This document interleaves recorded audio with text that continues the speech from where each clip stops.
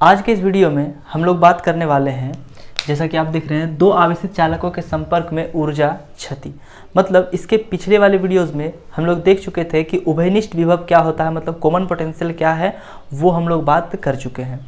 आज हम लोग देखना चाहते हैं कि अगर जब आवेश का स्थानांतरण होता है, जब मान लेते हैं कि ये एक चालक है और इस चालक ये उच्च विभव वाले चालक से अगर किसी निम्न विभव वाले चालक में ऊर्जा का स्थानांतरण होता है, तो ऊर्जा स्थानांतरण की प्रक्रिया में इस उच्च ऊर्जा से अगर निम्न ऊर्जा स्तर की तरफ ऊर्जा आवेश का स्थानांतरण होता है, तो आवेश स्थानांतरण की प्रक्रिया में ये चालक जो यहाँ पे जो हम इसे आवेश का स्थानांतरण करने के लिए जो यहाँ पे तार लगाते हैं, ये चालक में क्या होता है, ये चालक कुछ ऊर्जा को अवशोषित कर लेता है। किसकी ऊर्जा को? तो यहाँ पे आवेशित जो हम लोगों के पास यहाँ पर जो आवेश है, इस आवेश का जब स्थानांतरण होता है तो उस आवेश से कुछ ऊर्जा को क्या करता है, ये चालक तार खींच लेता है। और जिसके फलस्वरूप, और ये जो ऊर्जा को खींच लिया, या फिर कहेंगे कि ऊर्जा को जो अपने अंदर लिया, ये ऊर्जा को वो किसके रूप में, तो ये ऊर्जा को ये यहाँ से आवेश का स्थानांतरण यहाँ से यहाँ कराने के लिए, आवेश का मतलब इस चालक से इस चालक में आवेश को स्थानांतरण करवाने के लिए ये ऊर्जा कार्य के रूप में संपादित कर दिया जाता है। मतलब आवेश को यहाँ से यहाँ तक स्थानांतरित करने के लिए जो कार्य किया जाता है, वो कार्य इसी आवेश के पास जो ऊर्जा होगी उसी ऊर्जा से वो लेकर करता है। जिसे के कारण क्या होता है, जिस कारण प्रारंभ में इस दोनों की ऊर्जा से कुछ ऊर्जा का मान क्या होगा, तो कुछ ऊर्जा का मान घट जाएगा। एग्जाम्पल के लिए समझते हैं, अगर मान लेते हैं कि इसके पास पूर्व में, मतलब पहले अगर इसके पास 2 जूल ऊर्जा थी, इसके पास 1 जूल ऊर्जा थी, तो टोटल कितनी होगी, टोटल हम लोग के पास 3 जूल ऊर्जा होगी। लेकिन जब हम लोग आवेश को, जब हम लोग इसे जोड़ते हैं स्थानांतरित करवाने के लिए, जब हम लोग इसे जोड़े तो 3 जूल से क्या हुआ, 3 जूल से कुछ जूल ऊर्जा क्या होगी, घट जाएगी। कुछ जूल मतलब हल्का फुल्का कुछ ऊर्जा हम लोग को क्या मिलेगा, कम देखने के लिए मिलेगा। तो ये ऊर्जा की कितनी क्षति होती है, इसी का आज हम लोग फॉर्मूला देखेंगे कि आखिर कितनी ऊर्जा क्षति होती है।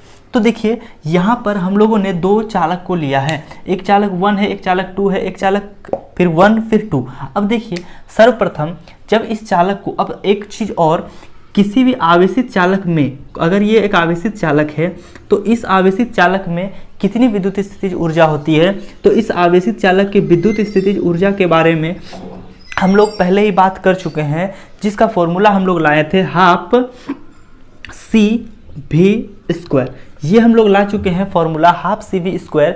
ये क्या होता है, तो किसी आवेशित, जब किसी अनावेशित चालक को आवेशित करते हैं तो उसमें कितनी ऊर्जा संचित होती है, तो उसमें ऊर्जा का जो मात्रा होता है वो होता है हाफ CV² के बराबर। तो आवेशित चालक में ऊर्जा कितनी होती है, इतनी। तो अब हम लोग यहाँ से देखिए, यहाँ पर मानते हैं कि एक चालक है ये और एक चालक है ये, तो इस चालक की धारिता हम लोग मान रहे, प्रथम चालक की धारिता हम लोग के पास कितनी है,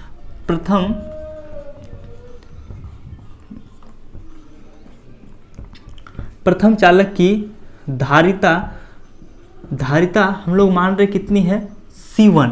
उसी प्रकार द्वितीय चालक की धारिता, दूसरे चालक की जो धारिता है ये कितनी है, C2। प्रथम चालक का विभव कितना है, तो प्रथम चालक का विभव, प्रथम चालक का विभव। अब देखिए, चूंकि प्रथम चालक पर आवेश की कुछ मात्रा अलग है और दूसरे चालक पर आवेश की कुछ मात्रा अलग है, तो इसका विभव हम लोग रख रहे हैं, इसका विभव V1 मान रहे हैं, और द्वितीय चालक पर विभव का जो मान है इसे हम लोग V2 मान रहे हैं। अब हम लोग यहाँ से देखते हैं कि अभी तक हम लोगों ने क्या निकाला, C1 C2। तो अब इसके अंदर कितनी ऊर्जा, तो प्रथम चालक में ऊर्जा, प्रथम चालक में ऊर्जा, तो प्रथम चालक में ऊर्जा कितनी होगी, तो प्रथम चालक में ऊर्जा हाफ C1 और V1 का स्क्वायर। और द्वितीय चालक में ऊर्जा कितनी होगी, द्वितीय चालक में ऊर्जा हाफ C2 V2²। मतलब अगर हम लोग इसे प्रथम चालक माने थे तो इसका आपके पास कितना था, तो इसका आपका धारिता था C1 और वोल्टेज था इसका कितना V1, मतलब धारिता C1 और विभव V1, इसकी धारिता C2 और विभव V2। तो इसके ऊपर मतलब ये जो प्रथम चालक है इसके ऊपर हम लोग ने कितना ऊर्जा लाया, तो हाफ C1 V1 स्क्वायर, मतलब इसके पास जो ऊर्जा हो गया ये हो गया हाफ C1 V1 स्क्वायर, और इसके पास जो ऊर्जा हो गया इस चालक के पास ये हो गया हम लोग के पास हाफ C2 V2 स्क्वायर। ये हो गया कब, ये हो गया ऊर्जा आवेशित, मतलब आवेश का स्थानांतरण होने के पूर्व, मतलब पहले आवेश जब स्थानांतरित नहीं हुआ था तब। अब देखिए टोटल ऊर्जा इसके पास कितनी हो जाएगी, कुल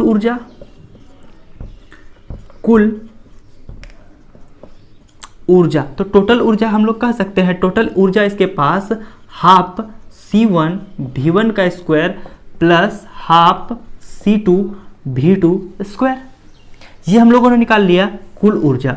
अब आवेश को जब स्थानांतरित किया जाएगा तो आवेश स्थानांतरण की प्रक्रिया में मान लेते हैं ये हम लोग का प्लेट नंबर 1 था, मतलब चालक नंबर 1 था और ये चालक नंबर 2 था। तो जब हम लोग इसे एक तार के माध्यम से इसे जब जोड़ेंगे तो उच्च विभव से निम्न विभव की ओर क्या होगा, आवेश का स्थानांतरण होना शुरू हो जाएगा। ये आवेश का स्थानांतरण कब तक होगा, ये आवेश का स्थानांतरण तब तक होगा जब तक इन दोनों का विभव क्या हो जाए, समान ना हो जाए। जब तक इन दोनों का विभव समान ना हो जाए, एक ना हो जाए, तब तक आवेश क्या होगा, स्थानांतरित होगा। तो मान लेते हैं कि जब हम लोगों ने इसे तार को जोड़ा तो आवेश स्थानांतरित होने के बाद इसका जो इस दोनों चालक का जो विभव है ये विभव कितना हो जाता है, ये विभव भी हो जाता है। तो यहाँ से हम लोग देखेंगे तो प्रथम चालक की ऊर्जा हम लोग कह सकते हैं, प्रथम चालक की ऊर्जा, प्रथम चालक की तब ऊर्जा कितनी हो जाएगी, क्योंकि यहाँ पर क्या हो गया, विभव हो गया है V, तो उसी फॉर्मूला से हम लोग इसे लिख सकते हैं, उसी फॉर्मूला से हम लोग इसे कह सकते हैं हाफ C1, क्योंकि धारिता तो नहीं बदल रही है, हाफ C1 V का स्क्वायर, और द्वितीय चालक की ऊर्जा, तो द्वितीय चालक की ऊर्जा हाफ C2 और V का स्क्वायर हो जाएगा। तो कुल ऊर्जा कितनी हो जाएगी, कुल ऊर्जा, टोटल एनर्जी इसके पास कितना हो गया, तो टोटल एनर्जी हम लोग लिख सकते हैं half C1 V square plus half C2 V square. यहाँ से अगर हम लोग इसे लिखें हाफ C1 प्लस C2 और ये V स्क्वायर को लिखते तो कोई समस्या, ये हो गया हम लोगों के पास। हम लोगों ने इसे क्या किया, हम लोगों ने V को सिर्फ कॉमन ले लिया, हाफ और V को सिर्फ कॉमन ले लिया। अब हम लोग यहाँ पर जानते हैं कि यहाँ पर जो ये V है, चूंकि हम लोग इसके पिछले ओवेनिष्ठ विभव निकाल चुके हैं, मतलब कॉमन पोटेंशियल निकाल चुके हैं, वहाँ पे हम लोगों ने यहाँ V इक्वल टू कितना लाया था, V इक्वल टू लाया था C1 V1 plus C2 V2 bye C1 plus C2। तो ये V का वैल्यू हम लोग लाए थे, उभयनिष्ठ विभव का जो मान होता है, उभयनिष्ठ विभव का हम लोगों ने मान कितना लाया था, तो उभयनिष्ठ विभव का हम लोगों ने मान लाया था इतना। तो अब इस मान को अगर इस जगह पे रखते हैं तो क्या होता है, तो देखिए मान रखने पर ये हो जाएगा हम लोग के पास हाफ C1 प्लस C2 और V, तो यहाँ C1 V1 plus C2 V2 bye C1 plus C2 का होल स्क्वायर, इस पूरे का स्क्वायर, क्योंकि यहाँ पे क्या है, यहाँ पे V का स्क्वायर है और V का वैल्यू ये है, तो V का वैल्यू हम लोगों ने यहाँ क्या पुट कर दिया। अब देखिए यहाँ से इसे हम लोग थोड़ा सा अगर इस प्रकार लिखें हाफ C1 प्लस C2, यहाँ पे हम लोग अगर इसे लिखें C1 V1 plus C2 V2 का square divided by C1 plus C2 का स्क्वायर, तो यहाँ से हम लोग के पास देखिए यहाँ से एक C1 C2 और यहाँ से एक C1 C2 क्या हो जाएगा, आपस में कैंसिल हो जाएगा। आपस में कैंसिल होने के बाद अब जो ये बच रहा हम लोग के पास, ये कितना बच रहा है, ये हम लोग के पास बच रहा half C1 V1 plus C2 V2 का स्क्वायर। तो ये हम लोगों के पास आ रहा है किसका, तो ये हम लोगों के पास आ गया द्वितीय चालक, मतलब जब हम लोगों ने इस दोनों को जोड़ा तो कुल ऊर्जा कितनी है, इतनी।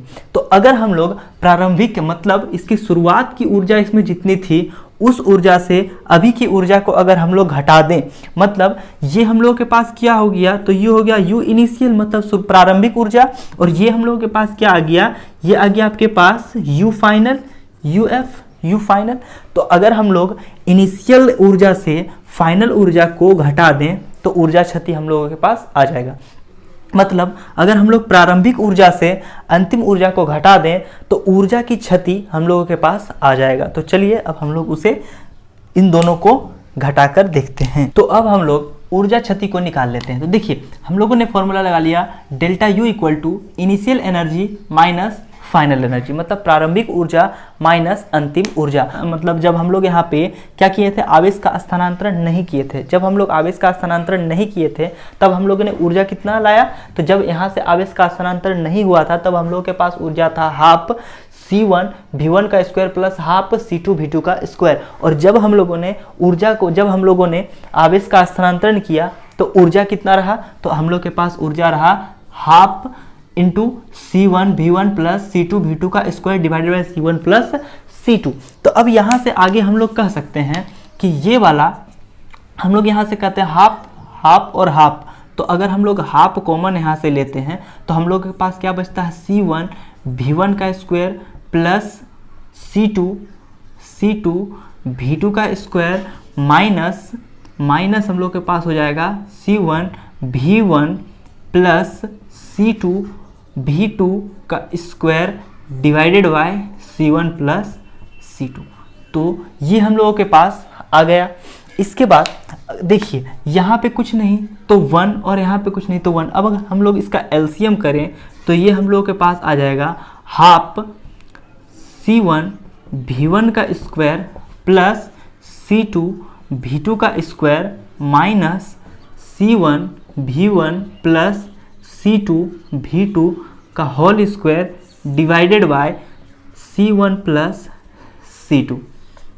अब यहाँ से हम लोग इसे किस प्रकार से लिख सकते हैं, तो यहाँ से हम लोग लिख सकते हैं हाफ। अब देखिए ये हाफ, ये C1 प्लस C2, यहाँ पे 1 है, मतलब ये दोनों टर्म इसके साथ, मतलब ये टर्म, अब हम लोग के पास ये जो टर्म आया, ये टर्म चूंकि यहाँ पर 1 है तो ये टर्म इसके साथ और फिर ये टर्म इसके साथ मल्टीप्लाई में चला जाएगा। तो अब ये टर्म इसके साथ मल्टीप्लाई होगा, ये टर्म इसके साथ मल्टीप्लाई होगा, और इसमें ये और ये कैंसिल होकर सिर्फ यही बचेगा। तो यहाँ से हम लोग इसे लिख सकते हैं, यहाँ से हम लोग के पास हो गया C1 V1 का square C1 plus C2 plus sign है तो प्लस दिए, C2 V2 का स्क्वायर C1 प्लस C2। ये अब हम लोग के पास हो गया माइनस। अब देखिए ये वाला टर्म हम लोगों के पास है तो ये वाला टर्म हम लोग लिखेंगे C1 V1 plus C1 V1 plus C2 V2 का square divided by C1 plus C2। तो अब हम लोगों के पास ये टर्म आ गया। अब यहाँ से हम लोग क्या कर सकते हैं, तो यहाँ से अब अगर हम लोग इसे इस प्रकार भी लिख सकते हैं। देखिए यहाँ पर C1 से C1 मल्टीप्लाई हो जाएगा तो ये हो जाएगा C1 का स्क्वायर, C1 मल्टीप्लाई C1 का स्क्वायर और V1 का स्क्वायर प्लस ये वाला हो गया। अब हम लोग इसके साथ मल्टीप्लाई करते हैं तो प्लस C1 C2 और V1 का स्क्वायर। अब इसके साथ करके देखते हैं, चलिए। तो इसके साथ इसका मल्टीप्लाई तो C1 C2 V2 का स्क्वायर। अब इसके साथ इसका मल्टीप्लाई तो यहाँ पे हम लोगों के पास हो जाएगा प्लस C2 का स्क्वायर V2 का स्क्वायर, C2 का स्क्वायर और V2 का स्क्वायर। अब देखें, अब हम लोगों के पास यहाँ से इसका और यहाँ से इसका ये टर्म को तो हम लोग पूरी कर चुके हैं। अब यहाँ पे देखिए ये a प्लस बी का स्क्वायर है, तो a प्लस बी का स्क्वायर है तो हम लोग इसे a प्लस बी के स्क्वायर में हम लोग क्या करेंगे, इसे तोड़ देंगे।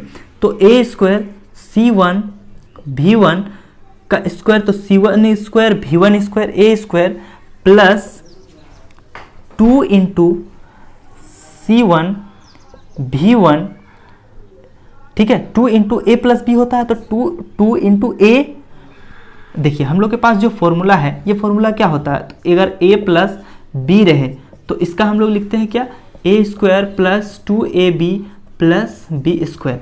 तो ए स्क्वायर हम लोगों ने लिखा, इसके बाद 2ab, तो 2a इंटू बी, तो c2 v2, c1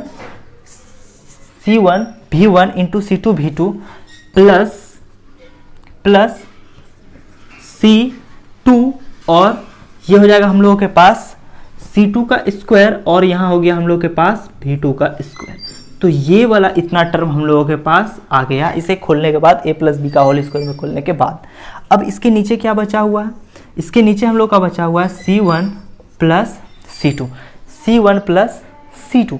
अब आगे हम लोग कह सकते हैं, यहाँ देखिए अब हम लोग के पास हो गया ये हाफ c1 का स्क्वायर v1 का square plus c1 c2 v1 का square plus c1 c2 v2 का स्क्वायर प्लस c2 स्क्वायर, और ये हो गया हम लोग के पास v2 स्क्वायर। अब माइनस इससे अगर हम लोग करेंगे मल्टीप्लाई, तो ये हम लोग के पास आ जाएगा minus c1 square v1 square plus, यहाँ देखिए प्लस माइनस बन जाएगा हम लोगों के पास माइनस। तो ये हो गया हम लोगों के पास 2c1 v1 into c2 v2। अब ये देखिए ये माइनस और ये प्लस, तो प्लस माइनस माइनस, तो यही लिखते हैं माइनस, ये हो गया हम लोग के पास c2 का स्क्वायर, और ये हो गया हम लोग के पास v2 का स्क्वायर, डिवाइडेड बाय हम लोग का क्या चल रहा है, डिवाइडेड बाय हम लोग का चल रहा है c1 प्लस c2। ये अब देखिए यहाँ से हम लोगों के पास कटने वाला टर्म कौन कौन सा है, तो यहाँ देखिए c1 v1, और यहाँ देखिए c1 v1 माइनस में, ये प्लस में ये माइनस में कट गया। अब हम लोग देखेंगे यहाँ पे c2 का स्क्वायर v2 का स्क्वायर माइनस में है, और यहाँ देखिए c2 का स्क्वायर v2 का स्क्वायर क्या है, प्लस में है। तो ये दोनों टर्म भी हम लोगों का क्या हो जाएगा, ये दोनों टर्म भी हम लोगों का कैंसिल हो गया। इसके बाद यहाँ से हम लोग इसे लिख सकते हैं 1/2। अब हम लोग के पास क्या बच रहा है, c1 c2 v1 का स्क्वायर प्लस यहाँ हम लोग के पास है c1 c2 v2 का स्क्वायर, और हम लोग के पास यहाँ पर बचा हुआ है minus 2c1 v1 into c2 v2 divided by c1 plus c2। ये इतना टर्म हम लोगों के पास आ गया। अब इसके बाद हम लोग क्या कर सकते हैं, तो इसके बाद हाफ यहाँ से हम लोग देखिए c1 c2 सब दे सकता है क्या कॉमन, तो हम लोग यहाँ से ले लेंगे c1 और c2 को अगर कॉमन ले लें तो यहाँ हम लोग के पास क्या बचेगा, v1 का स्क्वायर प्लस v2 का square minus v1 into 2v1 into v2, और पूरा डिवाइडेड किससे है, तो c1 प्लस c2 से है। तो इसके बाद अब देखिए, इसके बाद अब ये क्या फॉर्मूला बना रहा, तो अब हम लोग इसे लिख सकते हैं इस प्रकार से भी अगर हम लोग इसे लिखें, आपका देखिए यहाँ हम लोग लिख सकते हैं इसे half c1 into c2 bye c1 plus c2, इस वाले टर्म को लिख दिए। और इस वाले टर्म को देखिए, ये जिस तरह से अभी हम लोगों ने देखा कि a square plus 2a square plus a plus b का हम लोग के पास फॉर्मूला क्या आया, a square plus 2ab plus b square. तो क्या ये इसी फॉर्म में नहीं है, a स्क्वायर, ठीक है, a स्क्वायर, और ये हो गया हम लोग के पास b स्क्वायर, लेकिन यहाँ पे है क्या माइनस 2ab। तो हम लोग माइनस का भी फॉर्मूला जानते हैं, अगर यहाँ पे हम लोग के पास माइनस होता तो a square minus 2ab plus b square, तो a square minus 2ab plus b square.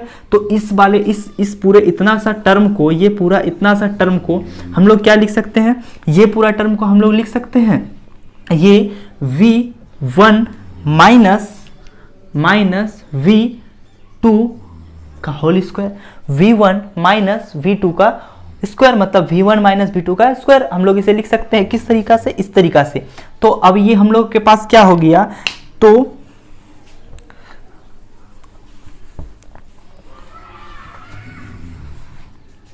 हम लोग के पास जो ऊर्जा क्षति हुआ डेल्टा U, ये हम लोग के पास किसके बराबर आ गया, ये हम लोग के पास आ गया हाफ C1